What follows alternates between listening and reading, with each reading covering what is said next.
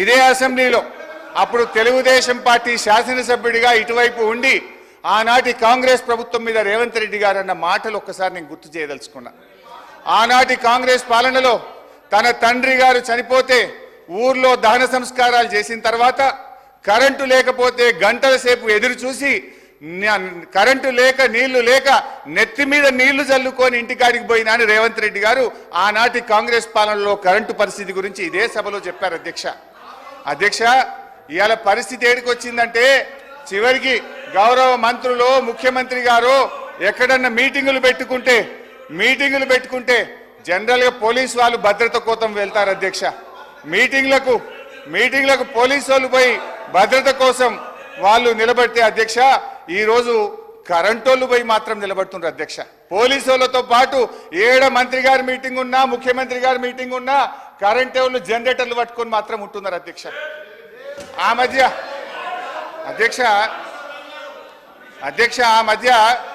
మధ్య రేవంత్ రెడ్డి గారు అప్పుడు మా పార్టీలో ఉన్న కొత్తగా ప్రభుత్వం ఏర్పడ్డాక మా పార్టీలో ఉన్న కేశవరావు గారి ఇంటికి పోయింది. ముఖ్యమంత్రి గారు లోపల పోయిండు, బయట కరెంటు పోయింది. అది పత్రికల్లో ప్రముఖంగా వచ్చింది. సరే అధ్యక్ష, ఓపిక ఇంకా చాలా చెప్పేది ఉంది. రాగే గత కాంగ్రెస్ పరిపాలనలో వృద్ధులకు ఇచ్చిన పెన్షన్ 200 రూపాయలు మేము అధికారంలో వచ్చిన వెంటనే 1000 రూపాయలు చేశాం. రెండోసారి అధికారంలో రాగానే 2000 చేశాం. మా దశాబ్ద కాలంలో ఇచ్చిన మాట ప్రకారంగా వృద్ధాప్య పెన్షన్ 200 నుంచి 2000 రూపాయలు చేశాం. అధ్యక్ష మీ సోకాల్డ్ ప్రజాపాలనలో చెప్పిన 100 రోజుల గడువు దాటిపోయింది. 4000 పెన్షన్ నాలుక మీదనే ఉన్నది.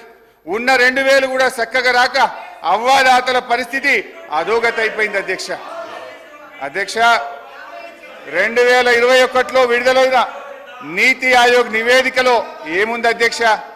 Telangana is the 7th largest state in terms of GSDP and has clocked a CAGR of more than 11% since 2015-16. It is one of the fastest growing states in the country. The state's economy has grown at an average annual rate of more than 9% since its formation, which is significantly higher than the growth rate it had attained before its formation as a separate state. Telangana రాష్ట్రం ఏర్పడ్డ తర్వాత ఆర్థికంగా వేగంగా అభివృద్ధిని సాధించిందని నీతి ఆయోగ్ కుండబద్దలు కొట్టినట్టు చెప్పినా అనుకున్నంత పురోభివృద్ధి సాధించలేదనే ప్రచారాన్ని ఏమనాలి అధ్యక్ష? వీళ్ళ ముందు గోబల్స్ కూడా పనికిరారు.